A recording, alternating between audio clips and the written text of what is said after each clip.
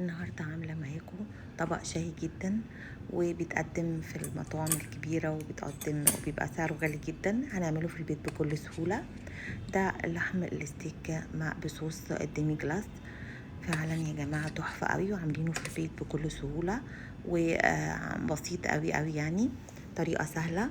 واللحم بيبقى دايب، بيتقطم قطم يعني. الصوص ده مميز قوي ومختلف، وبيودي اللحم في حتة تانية. وازاي يعني عامله لكم في الطريقه ازاي تخلوا الصوص اللحمه متشبعه كده من الصوص، يعني تحسي ان اللحمه كلها مغلفه بالصوص. بتتقطم قطمي كده يا جماعه، وتحفه جدا. ان شاء الله لما تجربوها هتعتمدوها.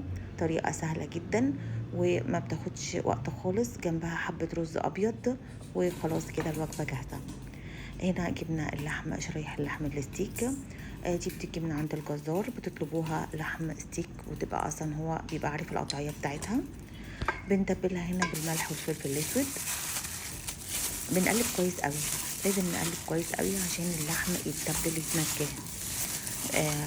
ماشي. وبنسيبها يعني ممكن نسيبها مثلا 5 دقايق كده في الملح والفلفل الاسود، وبعد كده بنجيب في طاسه او في جريل على النار.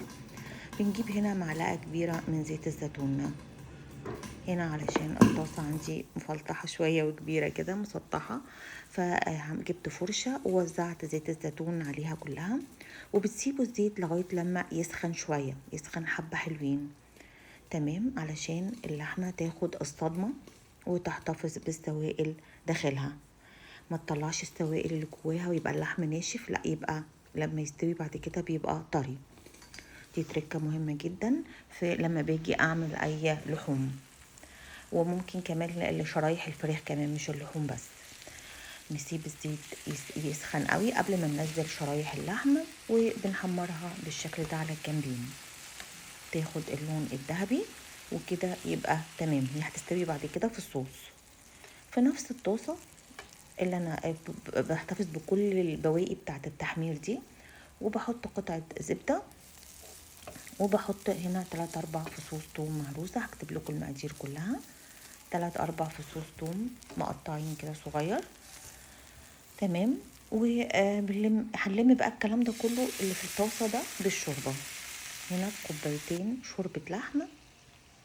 طبعا هنا الطاسة عندي كانت علشان هي مسطحة قوي، فنقلت الكلام ده كله في طاسة تانية غويطة شوية، نقلته هنا في الطاسة. وابتدي هنا بقى بتبل بالملح والفلفل الاسود. وبستخدم هنا كمان يا جماعة البهارات اللي هي الديمي جلاس. بهارات الديمي جلاس دي هي دي التركية في الموضوع كله. بدل ما نعملها في البيت ونتعب، لا، البهارات الشركات وفرتها فعلا تحفة جدا. وهنا حطيت نص كوباية متدوب فيها مع كوباية مية متدوب فيها معلقتين من النشا. النشا هنا هيديني القوام بقى اللي هو التقيل. القوام كده هيبدأ يتقل، وهيخليه ليه قوام كده مميز. ده القوام بتاع الصوص، تحفة جدا يا جماعة.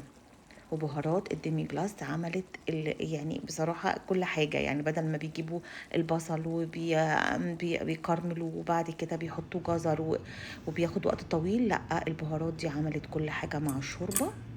فعلا تحفة يا جماعة. الطريقة دي بنسيب بعد كده اللحم بنغطيه لغاية لما يستوي، ما بياخدش ربع ساعة تلت ساعة بيستوي اللحمة في الصوص المميز ده.